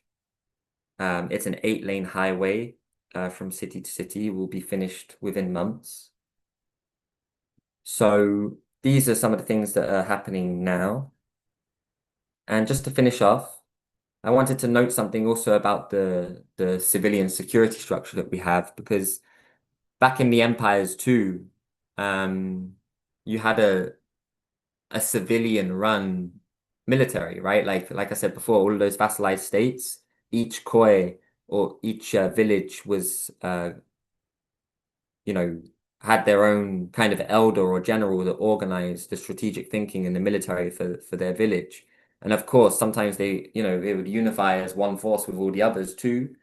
But much what like they're doing today too, especially like on the outside, because these countries don't have major connections all the way across them.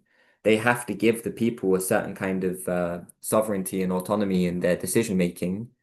So the local communities get to take control of their own defense and even kind of elect their own leaders in terms of general administration and governance.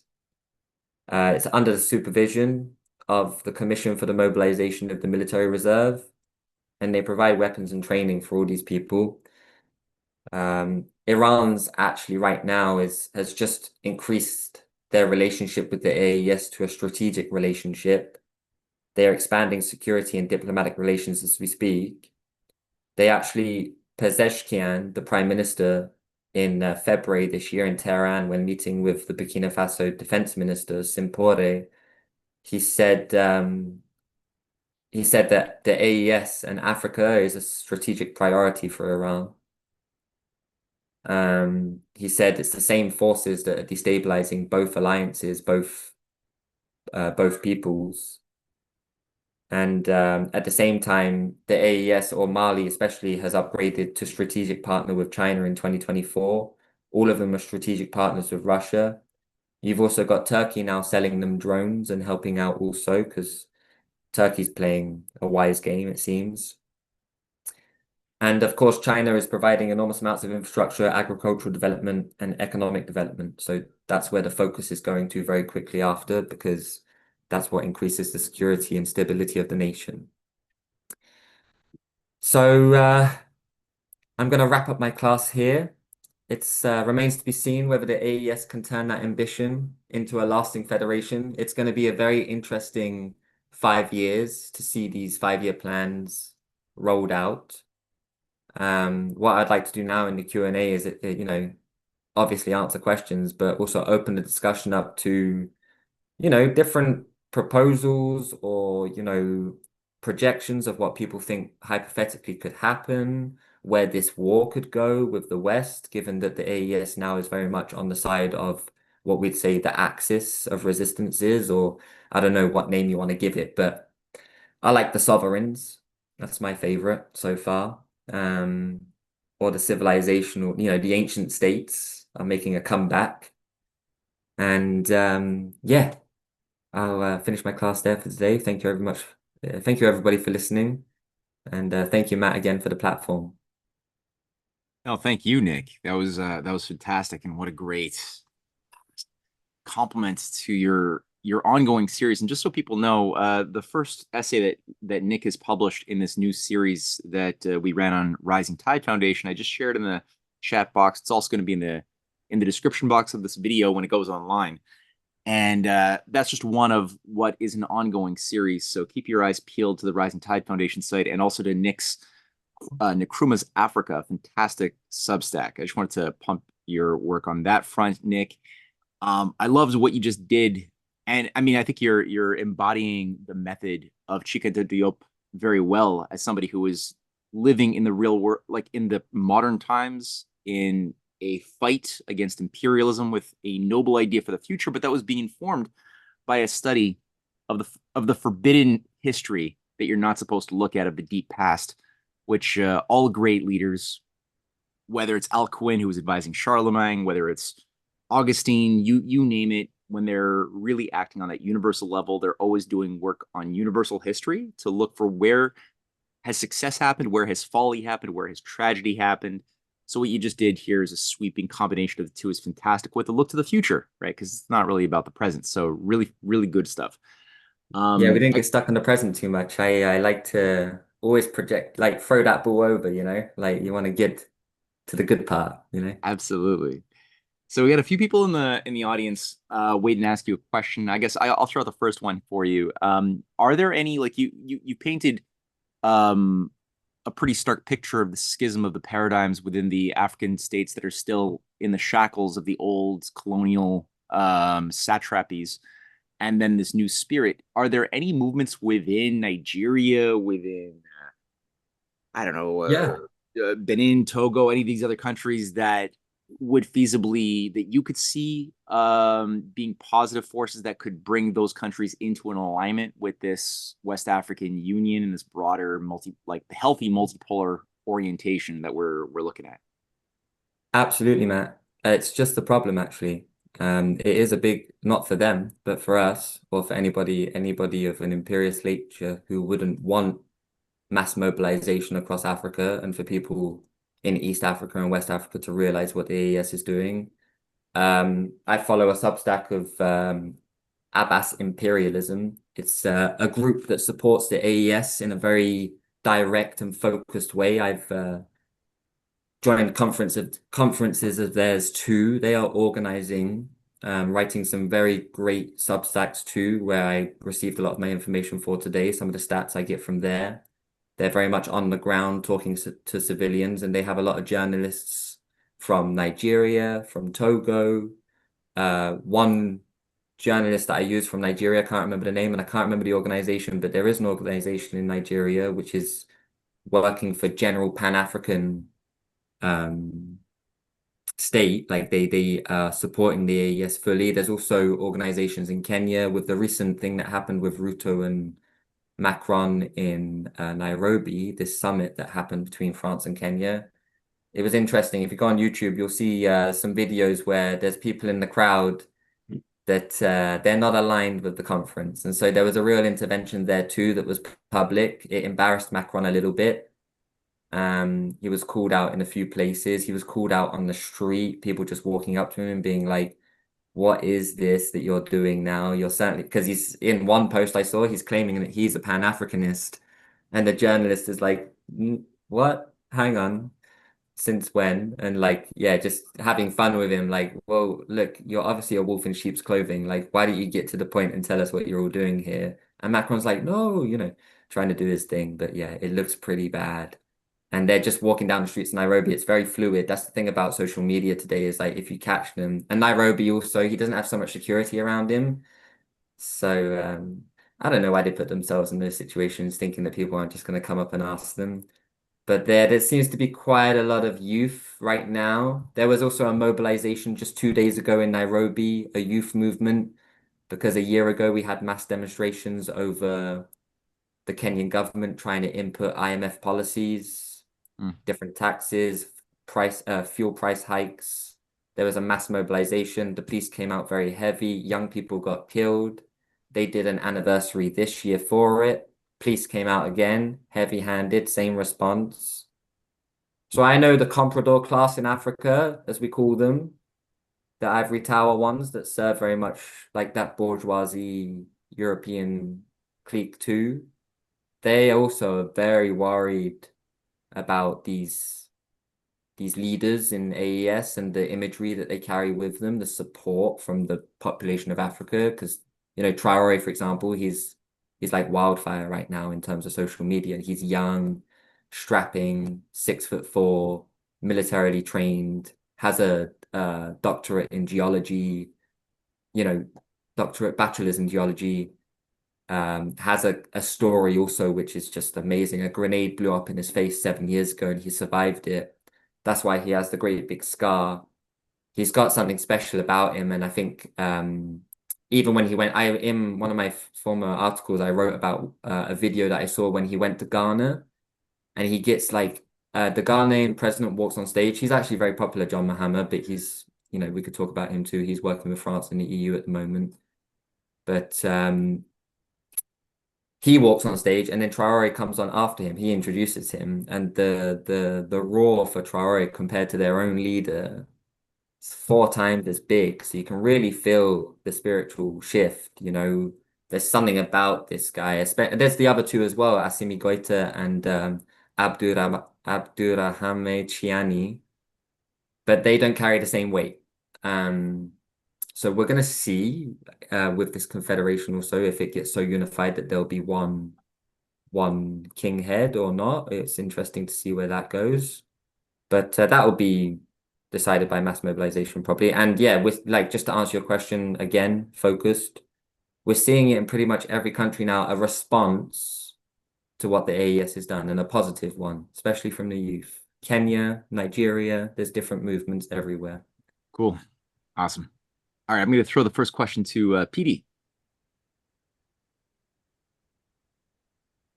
Hello. Hi. Hey, Nick, that was amazing. Yeah, that was so inspiring. And I just love the idea of empire from old coming back and this whole resurgence. It's beautiful.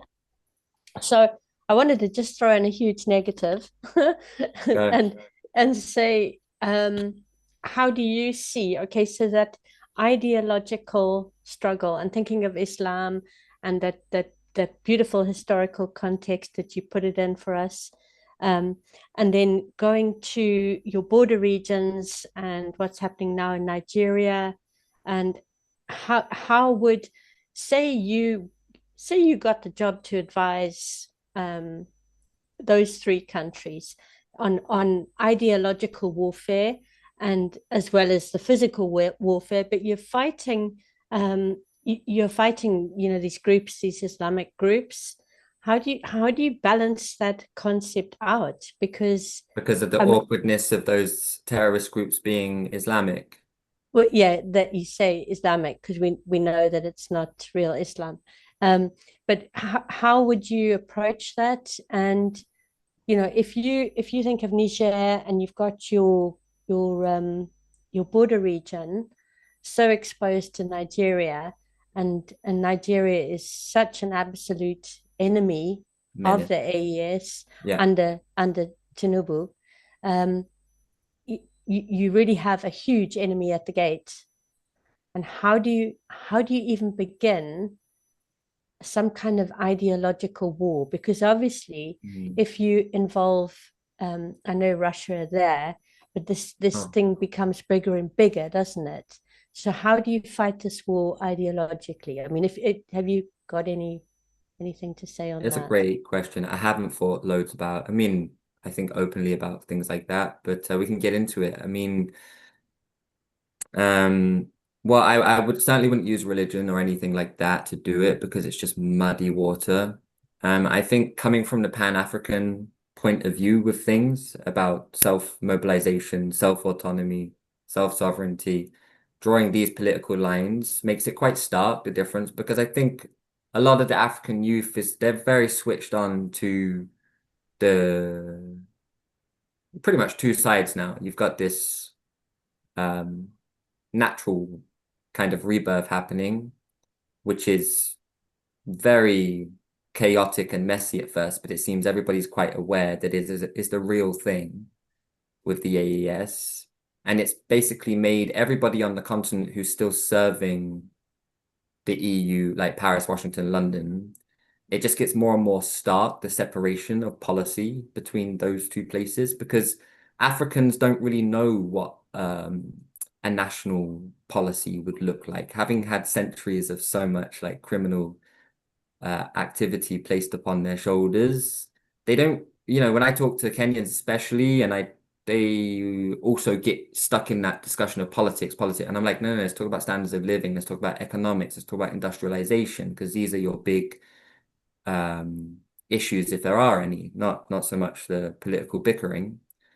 So when we look at those Pan-African policies and compare them with a conquistador kind of class, which is basically doing nothing. I mean, let's face it, like what's funny is all of those nations are like leading economies on the African continent, but what we see is like all of that economy is mostly built around dynastic families that still have quite a large amount of control over those industrialization processes. We see that a bit in Kenya or wherever. So you want to make it about the people. You really want to make it about, that lifting, that rising tide momentum, like getting people out of poverty, getting literacy, real practical policies, because I don't think Africans are unwise to these things, and they want them more than we do. In the West, you talk to people like that, and it's like, oh, well, I've already got most of that stuff. But in Africa, you talk about stuff like that, and it's like, oh, yeah, no, I really do need it. But I certainly wouldn't be using the question of Islam. I mean, anyway, between the three states, you're talking a multi-ethnic, multi-religious space, which is really great to have in any country, because you've got a natural piece of faith. As long as the figurehead is strong and the political system is strong, you'll have a sharing between the faiths of intelligence, a discussion that is ongoing that even increases the understanding of those faiths and what their central thesis is, and kind of drawing commonality between those things. But I wouldn't use them for like ideological war or anything, because I think that's just always an awful, it just goes down. Yeah, I but like to use practical things, that people can put their feet on and be like, yeah, of course a road is the right thing to do. Of course, a hospital, having just gone through a security crisis where 15,000 terrorists are attacking us monthly, would be a good idea. And stick to that at the beginning, because yeah, at the moment, the people, they're all very practical. You've got these mobilization forces that are doing very practical activities. And it does work in building national, unity. yeah, Of no, course, yeah, go on. obviously it does, but you've Janim, who've just attacked in Mali, you know, if they must have to reach a point where the imams, you know, start fighting back, and the imams say, hang on, you Janim lot and you Boko Haram lot and you, the rest of you, what is this religion that you're talking about? Because it doesn't resemble the religion that we have known for centuries. You know, there has to at some point come a break where they stand up and say, but yeah, because I mean, Nigeria, the imams are from the UK, aren't they?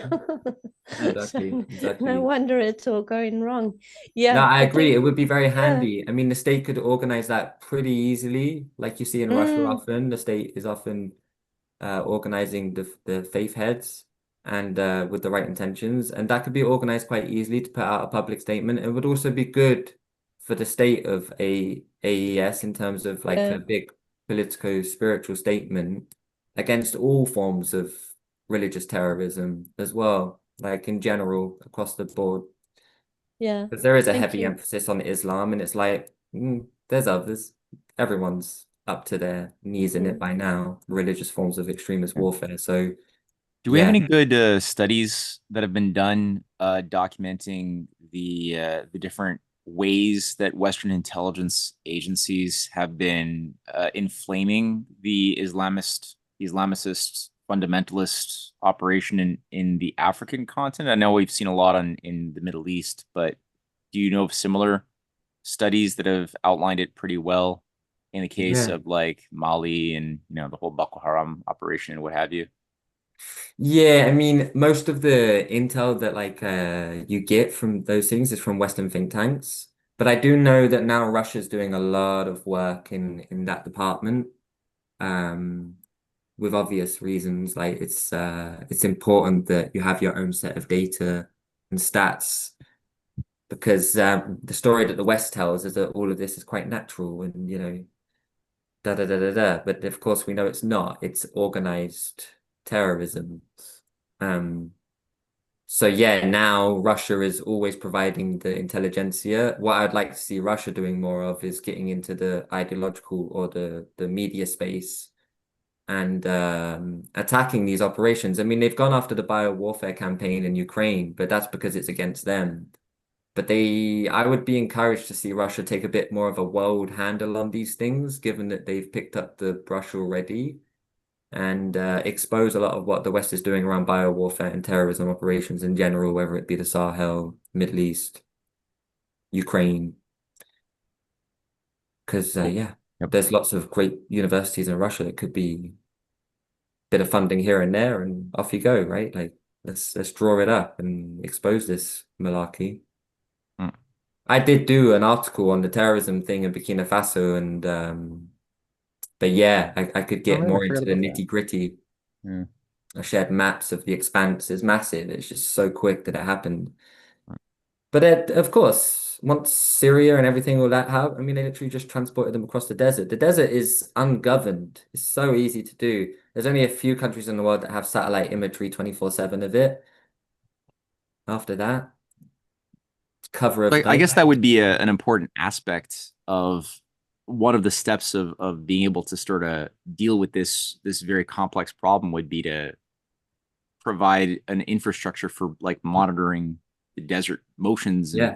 yeah, I guess that would be one aspect. Well, the satellite that Burkina Faso has asked Russia to do for them, the telecommunications is for that purpose, Mm, specifically for cover of the desert. mm, At least so they can see the periphery in the beginning. Because of gotcha. course the Sahara is like just massive. But like Yeah, yeah. right. Richard, you got a question? Yeah, thank you very Thanks, much, Nick. thanks, That Pip, was, by the way. Sorry. oh, sorry. That's right, go, Richard. Anyway, thank you very much. I hadn't known anything about African history really. Uh, I'm just interested in how important Russia is to facilitating security and to what extent this could be seen as one more proxy war between Russia and the West kind of thing. I think that's what Russia's trying to avoid. Russia doesn't want to be seen to be like propping them up because it's not a great image also for them. And if you were like a really Platonic thinker, like, of course, sovereignty means to do it yourself, by, for, and of. So that's a tall order, like bang, right? Like way up there, top of the rainbow. So of course you need a teacher, like we all need Thomas More, like we all need a teacher, we all need someone to lead us there. They have the intention, they have the right people in place to do it. Russia would be right now mostly they're doing technical support, but there is also physical support in the form of the Africa Corps, which is Wagner reincorporated into the Russian military as the Africa Corps. They're working, I think, like last I heard, there's like 500 or so advisors in Burkina.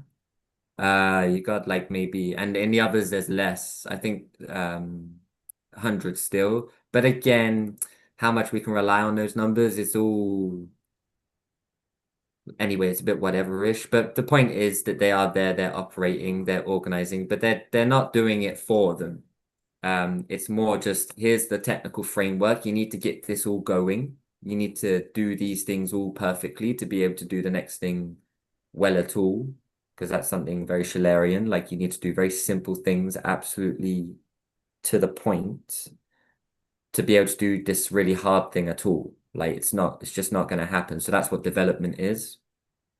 It's got to sit on the levels. Like it's got to actually be able to rest so that then when it goes wrong, you have something to fall back on. Otherwise, it becomes a paper tiger, which could be applied to us as well, like very quickly if anybody were to call it into question. I mean, I often wonder on the macro scale, like if everybody just went for it now, which thank God they don't, because more than anything, the human population, right, would just be like a lot of us would disappear. Like it really would probably, if we went for a world war now, it'd probably take a good 8 for, a significant amount of people with it.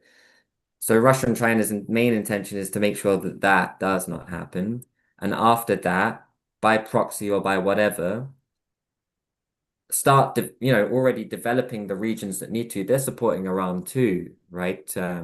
With all sorts of hardware, we know for sure. Software maybe less necessary, but hardware for sure is being provided. Even resources are being provided. I'm sure agricultural products are being provided by Russia. But you're in a time of war as well. I mean, when Russia fights a war, it's a little bit different to when Iran fights a war or when AES fights a war, because Russia, well, the people in the east of Russia don't even feel the war. Russia's such a big territory that they don't need to worry about so much about this war. I mean, I know everybody wants them to wipe up with Ukraine, but it's like, well, we can kind of drown them out with Ukraine. While we're doing a lot of covert action in the AES, we're developing them, we're developing Iran, and we're developing anybody else. They're also now in Madagascar. I don't know if everybody heard about the toppling of the government there, but we have a new military junta in Madagascar since 6 months. They are right now, the Russians are in Madagascar, right? They're there. They're in Botswana. They're in a lot of places. I think 27 African nations have a military cooperation agreement with Russia. There will be the favorites, and the favorites will be the place where it, really takes flight. But just to get back to the question, Russia's not doing it for them. It's very much they just have the brains, and they've been doing it a long time from Syria. They really have like on the ground intelligence to be handing over to these people. And that's why the West really hates Russia. It's like Russia knows all the stuff we've been doing for the past 100 years. And they just rock up and it's like, look, you don't have to believe us, but this is what they do. And they do it to us and they do it to you. But whenever you want to join us, we're ready. I mean, Russia's just been waiting pretty much for everybody else to sort it out. So, Well, thank you very much. Very clarifying. Warren. Sorry, man. Yeah, exactly. Yeah, Monty, go for it. Monty? Yeah, you're on mute. Monty. Okay. Yeah, thank you. Thank you very much, Nick. I've much enjoyed the presentation. I'm just curious, you mentioned that drought was one of the contributing factors leading to the downfall of this kingdom. It appears in antiquity, even before these kingdoms, possibly even during them, there was vast inland waterways, lakes, and transportation to East Africa, even to the Mediterranean, perhaps, insofar as the trade. And I'm just curious. This seems to have been a contributing factor. And one thing I noted is that with Gaddafi in Libya, it appears that he was attempting to access these aquifers in Libya, which might even extend further into West Africa, insofar as the potential for greening the desert, if you will, agriculture tapping into this. And I'm wondering if you have any comment on this insofar as the potential for resurrection of greening the desert, and how much maybe Libya, what a disaster that was insofar as the failure in that respect. Perhaps even at the time of Libya, there could have been the opportunity for these states to have united under that banner. Do you have a comment on that subject?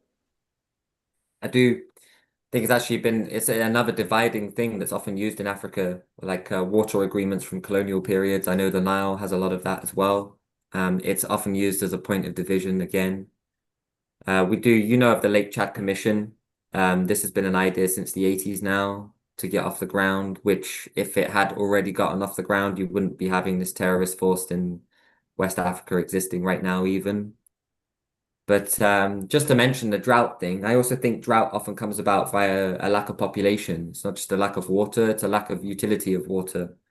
So when you don't have enough people to carry things, especially if you don't have pipes and stuff, you're going to need hands to transport it from one place to another. And yeah, I think often in ancient antiquity times, that's why droughts came about. You had a depopulation, lack of men, lack of women, and before long, you found yourself without enough food to provide abundance to everyone.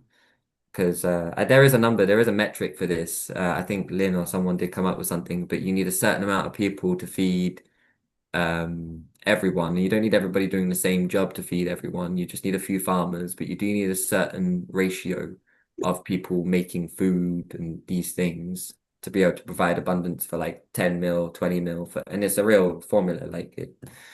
Anyway, so once you break that negentropy and create an entropic environment, which starts to, go into drought, famine, all these things, which always the British Empire says, oh, it's natural, it's Darwinian, it's like it's supposed to happen. That's what nature does too. It's like, no, it doesn't.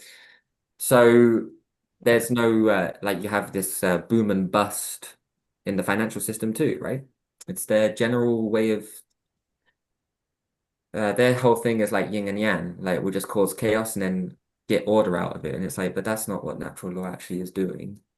So there's no there's sometimes these things like proxies used over and over again historically, like in our heads, it becomes so prevalent. But yeah, just to get back to that, like, could the water be used as a unifying process? Absolutely, especially with once you get the political problems of colonial times out of way, those silly bickerings about who owns what. Because the thing is, those aquifers that you talk about under Sahara, from what I've heard, some of them are so big, they can supply, more than the entire population of the continent with water and can regreen an entire desert like the size of the Sahara. And I really believe that God would have put something like that there for the Sahara. I don't think God ever leave us with nothing to do nothing about it. There's always some discovery that can be made that'd be like, oh, of course, I just didn't see that. So there was a lot of discoveries of those aquifers done. I mean, it's in the EIR Special Intelligence Report on Africa and West Asia that was done, the blue one that I have.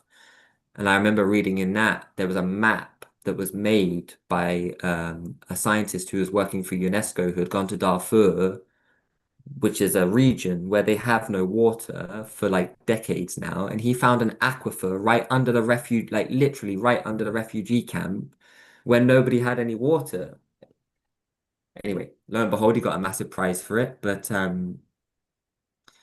yeah, for decades it was there and nobody had found it and it was right under their feet. So those are some of the examples. I think there's so much water under there. If you look at the Great Lake region in the middle, the Central African region, Lake Victoria, all these other lakes, Lake Chad would probably at one time have been bigger. I know Lake Chad by satellite imagery, even just 60-year-old satellite imagery that we have, it was way bigger back in the 60s and even way, way bigger in the 30s, 40s.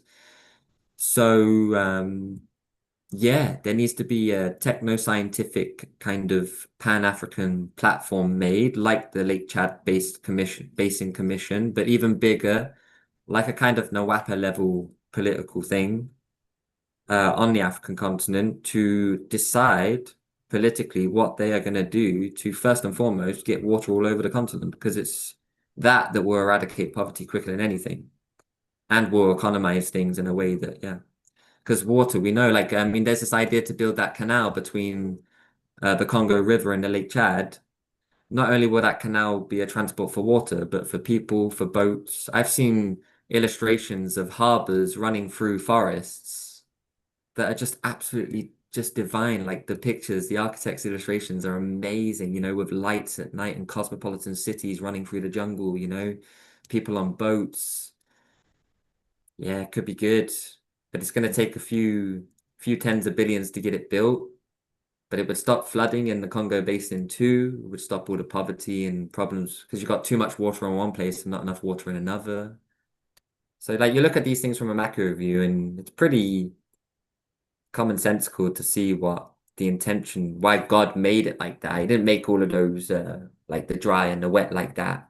He gave us something to do. Like people always look at it from a negative point of view. They're like, oh, it's like this. It's like, yeah, it's like this, and nothing's been done about it. That's all you're saying. There's 9 billion of us. We could do something about it. Instead of I don't know, whatever jobs everybody's doing out there, banking, services, all these other things, digital nomads as they call us. I'd rather go to Kenya to build a bridge, not to be a digital nomad. I mean, you know, it's cool, but yeah, we could really do that. Pan-African water design would be about time, Monty. You're right. Do Is you there detect anybody like else? a real spike in the popularity of Sheikh Anta Diop's writings currently across Africa? Yeah. Yeah, there's a guy, Joshua Maponga. He's a guy I like to listen to from Africa. He's growing in popularity right now. There's also this guy called it's got the same name as Lumumba. He's a university scholar in Nairobi, I believe. He's been doing the rounds, and basically I saw them both on a podcast the other day doing one together that had a few 100,000 views from the continent, I imagine. And they were talking about if you want to understand African history on a universal scale and understand the theme and variation of that civilizational journey, you need to read Sheikh Anta Diop's work. Hmm. That's what they said. And I was Great. like, I've done it. It's done. Got to read Cool. it 5 more times to understand it fully, but it's done. That's awesome. Yeah. Are there any other good scholars you would recommend on top of Diop, or do you think he's like the creme de la creme? They mentioned two others to me that I forget the name of right now. There was a South African guy also, Hmm, but yeah, I could find that. cool. Nick, we're reaching the top of the second hour, and I feel like we've gone through quite a journey today. Do you have any parting thoughts before we round out today's lecture for the audience? I just want people to stay with that final quote that I left them with. I'll just read it again because I think it just encapsulates what's about to happen so well. I think Sheikh really did foresee this, and I pray to God he did because we need it all to happen. I mean, we've been using Africa as a resource base for 300 years. There's such a greater purpose with it, and by developing it properly in a platonic and humanist way. Ah, God, just this, the human capital and the wealth. Just this, you got 1.5 billion people that right now aren't making discoveries. Yeah. So the quote, the historical mission of West Africa to a large extent consists in taking advantage of the facilities history has given it to lose no time in becoming a powerful federated state, capable of freeing the rest of the continent by force if need be, rather than continuing indefinitely in weakness, divisiveness, and with the declamatory promises of opportunistic patriots. That is the message for Africans today, and it's the message for everybody else. It's what needs to happen. And yeah, I leave everyone with that. Couldn't have said it better. Nicholas Jones, everybody. Thank you so much, Nick. And Thank next you. week, I forget what the class is going to be, but we definitely have something going on next Sunday at 2 p.m. So tune in then. And we'll also do before that the Pluralia Dialogos like we always do. So check out the Pluralia YouTube page for my guest and a discussion on geopolitics before we go into the deep cultural ideas that have been shaping world history. So thank you, everybody, for sharing the Sunday with us. Thank you, Nick, for sharing your Thank you, ideas man. with all of us. Thank you.